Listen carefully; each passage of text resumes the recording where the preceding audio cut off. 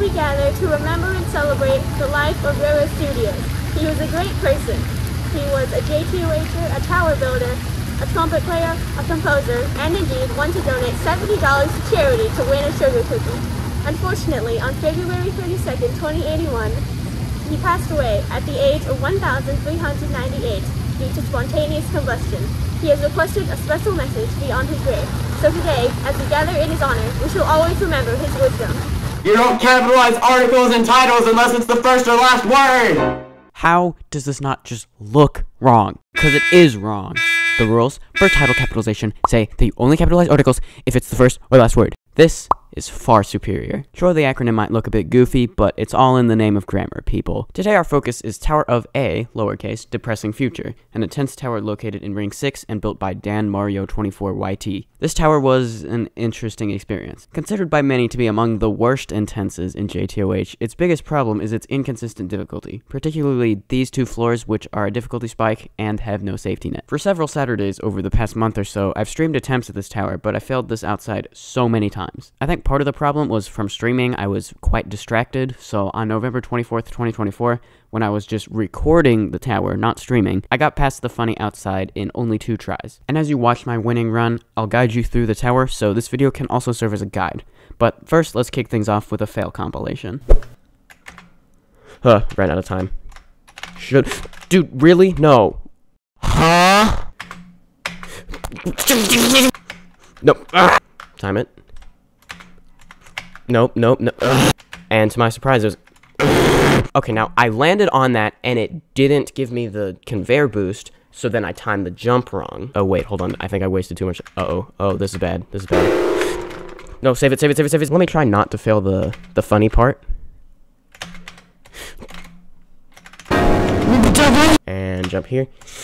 Nope. Can I land there? I did. Okay, cool. But that means I fell all the way back here. I don't think I even can make that jump. Oh, I can. Okay. Oh, wait, I might have...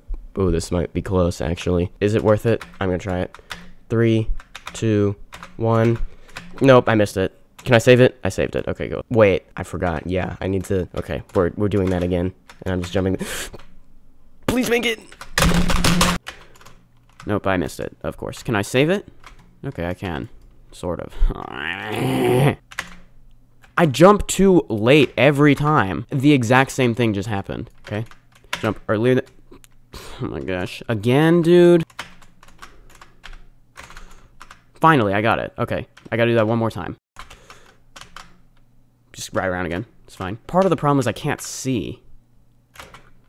There we go. I got it. I got a little speed section. It is timed, so can't be wasting... I misclicked. Or, like, pressed the wrong button, because I'm so nervous for some reason.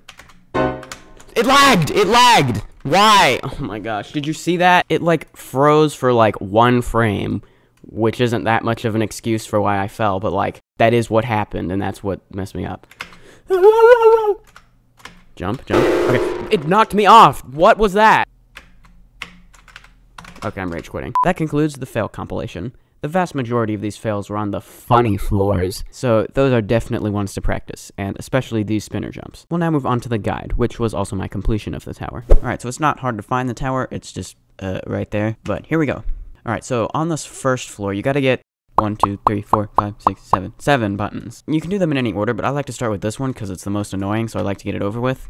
It's basically completely RNG, but hey, at least it's over that safety net of the bottom of the tower, so... Yeah, that took surprisingly few attempts, but there we go. Alright, then usually I go to this one since it's right next to it. So, let me go back down here. Basically, the way this one works is, well, you got all these semi-transparent blocks that makes it hard to see. Basically, just jump, like, where I do. Like, you know, sometimes you'll be able to see the next platform. Sometimes you'll have to look around a bit. But after you jump on that cylinder, the next one is up there. You can kind of see it, but you want to jump up there. It's honestly sometimes hard to even tell if you made the jump. But then you want to go to this wedge, and you got another one, you got a head hitter up. And, next one is here. I guess you could maybe jump straight to this one if you wanted. Or miss the jump. No, wait, I didn't. See, it's so hard to tell. And there we go. There's the button. I believe it. Yeah, I pressed it. So then you can just jump down. You might run into things along the way. Just keep pressing random keys so you get there. Alright, then I like to go to this one in the spinning box. Remember that momentum is a thing. I mean, it's not that hard, but do be aware of this part where it's hard to tell, but there are some semi-transparent parts of this that are kind of collide false. So you want to jump to here, and then... there's a 1x2 I can't, where even is it? There it is. Jump right about there, and right about there. And then, there you go. I got a good cycle on that, so I didn't have to wait for it to go all the way around. But if you do, oh well. Then you want to use this X push to get over here. Maybe do that carefully so you don't get flung off. But then don't jump as soon as you press that button. Instead, jump on top of that button, because there's another one that you can get to by wraparounding over here. Go up these trusses, and there's a button. Alright, now jump back down. Unfortunately, this white button is not a freebie, because it's just a timed button that leads you to the actual button. You got plenty of time. I did that in, like, only half the time. Should you run out of time, you don't get, like, trapped in here, because you can just walk underneath. The next button is up there, which the intended route is you go through this semi-transparent part, but what you can actually do is you can, like, hit this with your arm. It's easier if you dance clip. There we go. And you can bounce again. Oh, I forgot to say the thing. Boing! I accidentally bumped the webcam and it blew up everything. Yeah, I remembered to turn on the webcam this time. Or more specifically, I remembered to charge it. It's not that I forget. Well, actually, that does happen often, too. I'm always like, I didn't charge it, because... Anyway, there's that button. We got one more, and it's inside this box here. You gotta ride this balloon up to the top of here. The kill bricks can collide false, but keep an eye on your health. You shouldn't take that much damage, though. There we go. Now you can dismount the balloon. And all of them should be activated. And also, before you ask, no, there's no way to, like, high jump or anything to skip any of these. So you do actually have to press them all, unfortunately. Now, go over here and wait for the moving part to come around. There it is. And now you're pretty much done with the floor. You just gotta do this moving part. The only way you could really fall is if you get knocked off when the thing runs into that. So it can be a little weird. You gotta be ready for that. But no big deal, really. If you fall, you just gotta go back to there. And then head hitter. Alright, that was a pretty long floor. Unlike most towers where the floors get longer as you go on, this one, the longest floor, is actually floor 1. You will quickly notice that floor 2 is much shorter. You got this speed section here for about 5 seconds. Once you get to there, you're good. Although, sometimes, you don't need the speed to do that jump. I think. Do it with the speed, though. So, scratch what I said about being done there. Be done there. Alright, then you got these randomly detailed parts. Just make sure you jump towards the edge on these, and then kind of go at an angle seems to help for these ones, but they're pretty easy nonetheless. Alright, now jump to here, and to here. Oh, that was close. And don't be fooled. These are not button activated. They're just semi-transparent to scare you, I guess. But not all platforms in this tower are like that. So there are some semi-transparent parts that are indeed can't collide false, like, because they're actually button activated. Those that I just did are the only, like, fake button platforms like that. This thing is a loose platform, so make sure to, like, spin it upwards like that so you can make the jump more easily. It might help to do that on here too, but don't get it spinning too much because that's a hanging platform, so it'll possibly start moving around everywhere you don't want it to. Then on this truss, make sure you jump towards that side like that, then climb up and you've completed floor 2 just like that. And good news, safety net. Well, technically it is possible to fall right there, but you don't even really go above that spot anyway. Well, okay, you might get flung off one of those conveyors and land in this unfortunate spot, or perhaps up there, but that part's really easy, so you probably won't fall that. Okay, now we got one of those outside sections that's actually inside. Oh, this whole time I thought that was like neon red. I never realized it actually was kill bricks. They're just bright red and there's lights. Outside, that's actually inside, because, well, look at that. But it's just a kill brick net, so yeah. You ride across this X pusher. It's like just a random section that's just themed like a cave. Who knows why? Also, who knows why I fell? Well, good thing I fell over that safety net. There we go. This will serve as a safety net if you fail on the funny outside up there. Well, you might land on it. What is that? When I inevitably fail again, which hopefully won't happen, I will investigate that. But if you fail the worst part of that outside up there, which is those spinners in my opinion, you will probably land here. Or maybe right there, and then you can skip the rest of floor 3, which is what I'm about to do. Okay, so you want to jump down to the bottom layer of this tree, and then be aware there are some conveyors. Take a look. There's a conveyor there, and this is also a conveyor, so make sure you hold W and A. Check it and bump the webcam, since I happen to think of it, since I said press W and A. Also jump on this, which is a moving part, so be aware of that. Jump to layer 3 of this tree, go around to this side, climb up that wedge, and some pretty easy jumps onto this tree, and there you go. If you were to land on there after failing the outside, then you can jump onto that tree. Now this might look like pain, but it's not, because there's a lot of shortcuts you can take. So you can actually just jump straight to there, and if you miss it, you'll land right on there. Then you want to jump to here, and here, and here, and here. And this jump might look really difficult, but it's not. I've probably landed that like 90+% of the time I've done that. So that jump's a lot easier than you'd think. I would, however, suggest jumping again when you hit that in case you didn't land perfectly. Then you can sort of get a second chance to land it right. Be aware that this part of that, like the semi-transparent, is kind of collide false. Alright, you got another spinner section. This one's easier than the one on floor 1 in my opinion though, and it's much quicker too. Just do that, and you're good. And now you're pretty much done with the floor because you can shortcut past all that. Just wait until this thing spins around to where you can jump to this X pusher, and then you gotta wait until this thing spins around. Now that is supposed to be a pick-a-path. I don't remember which one's Can Collide True, I'll check in a second, but it doesn't matter. Just jump to the end there. It's that one that's Can Collide True. So if you're gonna jump to one of these, jump to that one. These are Can Collide False. Use Shift Lock to align yourself on that ladder, and there you go, you're done with the floor. Now I got some funny conveyors. I guess there are multiple routes you can take, maybe? It might be possible to go that way, but it doesn't look like it's easy. The best thing to do is take this route up that way and to that door, which teleports you to the next floor. So just take a moment to like line yourself up on each conveyor, like that, and make sure you like are jumping a couple times in the other direction, like to line yourself up, I mean. So like the conveyor's going that way, I'm countering that by jumping and going forwards. Until you get to here where you just want to not do that. Oh, save. Let's try that again. Oh, wait, wrong way. That's not good. The clock distracted me. That's my excuse. I don't know what time it is, and I don't really have the means to go out of full screen and check it. It's just gonna be in the background. It's probably like 11. Oh, saved. Okay, cool. Once you get to here, that part's pretty easy. Says while missing it. Save, though. Alright. It's 11, alright, I guessed it right. And the clock's done. Okay, that was a pretty scuffed run of that section, so here's a cleaner one. Alright, so on this pushbox section, which, by the way, you can walk on the red just fine. It's a pushbox destroyer, not a Robloxian destroyer, also known as Killberg. This says, don't forget the box or you can't escape. Well, actually, you can high jump wall hop, like that. I'll show you that again. High jump, wall hop. The idea is that you have to get the pushbox in there so that you can escape. And also, as the button goes down, that's a better time to like jump and then wall hop. It's a little easier. And now climb up here. That door was opened by that button. So basically like jump like twice is about the timing. Like twice, 2 jumps plus like a little bit more is about the timing. So wait about that long. A little close, but it's okay. Then just hope you don't get a bad cycle here, which is exactly what happened. There we go. There's the button, and unfortunately, that button and the one from the push box, those do reset if you end up falling. You might be thinking, how could I fall below there? There's a safety net. Well, you'll see shortly. This is a shadow section, but the blocks are all semi-transparent, which makes it way easier, so you can kind of just ignore the shadows. Just go like that, and up this ladder. Careful not to press the movement key too long and just walk off. Then you got these morphers. You can take your time on all of them, except the last one, which is timed. Do note that there is the Killberg ceiling above you. You shouldn't have to worry about your health, but I mean, you never know. Alright, so 7 seconds you have on this last one. That's plenty of time though, so you can pretty much go at the same pace you went on the others. Now here, I guess you can jump. I don't know. You don't have to though. Go like that. Do make sure you're close enough to this wall so you don't run into that. Now there's supposed to be a bunch of like pyramid wraps, so you're supposed to do a bunch of wraps, but actually you can high jump up there, and then climb up there, high jump again. There we go. And now these, they thought they solved the problem by making those Can Collide False. Little did they know, you can high jump in the climbing animation. And here comes the funny section. Well, after this dropper, which is free. Make sure you are actually going to land on that and don't get like flung off by the zipline or anything. Alright, so the next 2 floors, while technically not an outside, it's an outside, okay? Because if you fall, you lose everything. Unless you land on the safety net thingy. Which even then, that's equivalent, because it resets the button, to having just made it to floor 2, which was at like 5 minutes into my run. So, it's a lot on the line, I'm sorry. And the darkness doesn't help anything either. Alright, so you begin with the speed section. Note that that is button activated, so don't jump to it yet. This part with the spinner is kind of scary, but it's really not that hard.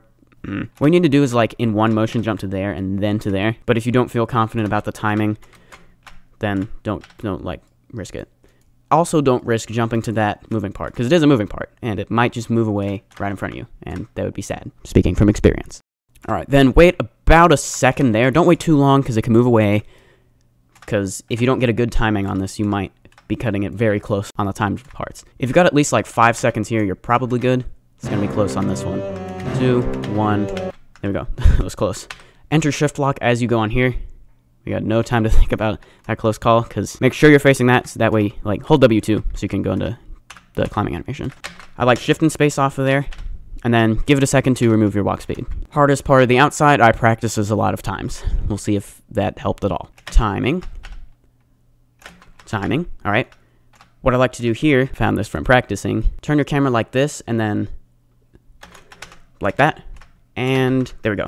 Nice. Note that I also turned my character before I did that jump onto the second spinner, because if I was facing straight into the cylinder, I might go into climbing animation and get flung off like this. Okay, now on this balloon, you're supposed to go over here and land right there. Kind of scary because you can't really see it, but the arrow points to it at least. And then you got this timed speed section. And by the way, note that this is Can Collide False. You got plenty of time though, so you can kind of take your time. Not too long though. Pray the game doesn't lag there like it did for me one time. No, did I seriously run out of time? I ran out of time like... Oh. Well, guess I may as well go investigate this. But at the very least, that's a new personal best, so I'll take it. Huh? I appear to be in a box. How much can I move around? Is it... What? Whoa. There's something up here. Can I... Aha, there are parkours. Okay, I was about to reset, but there is stuff here. Now, let's just hope this isn't, like, catastrophic difficulty, which it probably is. Okay, I think it is. Definitely. I think I'm supposed to lodge here, and then hope it brings me up to there. Yeah, this is never happening. I'm resetting. No time to waste. I take back what I said about you can take your time. I mean, you don't gotta speed run it. Almost ran over that. There we go. Okay, yeah. I think that said 0.3 seconds left. So you don't gotta speed run it, but definitely understand that you don't have all the time in the world. All right, this thing, I don't know if you can tell, but there is the little red box. You definitely can't tell it's red. Maybe you can now. It is a speed deactivator. This is also a speed reactivator, but you don't need it yet. It's for the next part after you get that button. You might hit your head on that. Do be aware of that. And also be aware of that shoving platform. So what you need to do is go to there carefully. You got not a huge space to avoid falling there or getting flung off by that. Now if that's passed by, oh, that was close. And also be aware of your health because these neon blue stuff is kill bricks. Yep, perfect grammar. In the practice place at one point, I did actually get like stuck between this wall and the shoving platform, and I didn't like get flung out of existence, which is definitely what happened if you would go on the other side. So I'd suggest going on this side like so. And there's the button. Nice. You got another speed section, a lot easier than the other ones though. That's the speed deactivator. All right, one last little section here. If I put my view back a little bit, so the neon does like that, it'll be easier to see where the door I'm trying to get into is. Maybe hold W wouldn't be such a bad idea either. All right, at this point, you've basically won the tower because it's like free from... Okay, I did it a little wrong. Oh, wait. This isn't good. Never mind. Okay, I was worried I'd get like flung out. There we go. Okay. You can run across like the edge of the frame to avoid the kill bricks. I know I am the most qualified person to fall off the frame or something stupid, so I don't know if you can make it straight across in one go without healing in the middle. If you do, it's going to be close. I know that from the practice place. So just stand here and probably heal to about 70 or more is good enough. And in the meantime, I can get a top-down screenshot. Nice. Might use it in the thumbnail. I'm not really sure yet. All right, and then jump to here. And there we go. So this is a new personal best, but I've practiced from here to the end, and also it's really easy. So I've basically won already. I would, however, suggest healing to full before this part. So this section is a maze, and during it you have high jump. And you have about 17 minutes of the high jump. Should you run out of time, you can still make it to the end. It'll be a lot less efficient since you gotta heal more often. And I will show you the path here. So you wanna go this way, and then around this wall, through the semi-transparent wall, and around here, this way, and... there's a semi-transparent wall here. There we go. All right.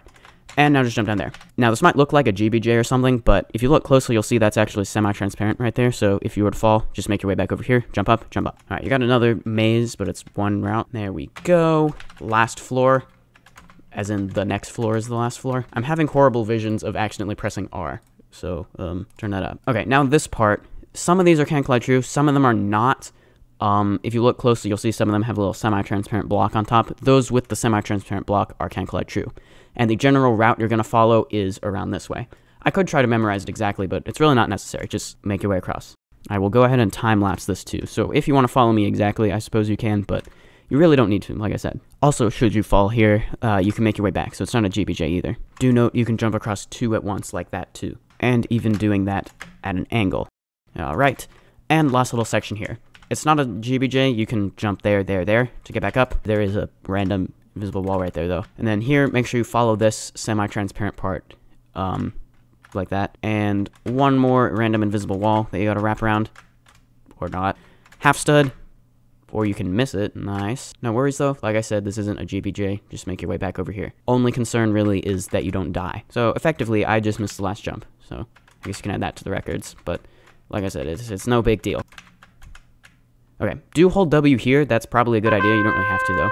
Nice. Tower of a Depressing Future. And in 1651.35, which is actually the, like, normal amount of time for once. And someone also beat Tower Friendly Jumps. Genuine speedrun this time. Very good job. 2:55:43. I don't know what the world record is. Editor Roro will tell you. Well, that was Tower of a Depressing Future. Let this video be a reminder that we can all be above average. Or more actually related. Although at times it may seem like your future is depressing, just know, in the end, things will all work out. Demonstrated no more symbolically than in this video, where I fell so... Nope. So... No, save it. So... It lagged! So...